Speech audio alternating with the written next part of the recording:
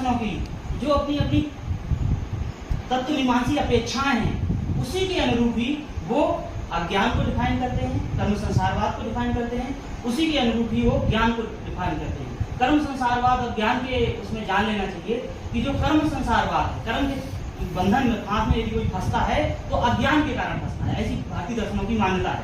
और उस अज्ञान से जिस तरीके का अज्ञान है, उस अज्ञान के निवारण के बाद व्यक्ति कर्म संसारवाद से मुक्ति पा जाता है, तो उसे ज्ञान मोक्षवाद कहा जाता है। कर्म संसारवाद को एक लाइन पे भारतीय दर्शन में विवेचित किया गया है, कृत प्रणाश अकृत अभ्यागम, कि जो कर्ता का भाव रख के किसी ने कर्म किया है, उसका उसे फल अवश्य ही अवश्य भोगना पड़ता है, उसके फल से वह कदापि बच नहीं सकता है। जो कर्म उसने किया नहीं है उसका फल उसे भोगना पड़े, ऐसी अभ्यागति कदापि संभव नहीं है।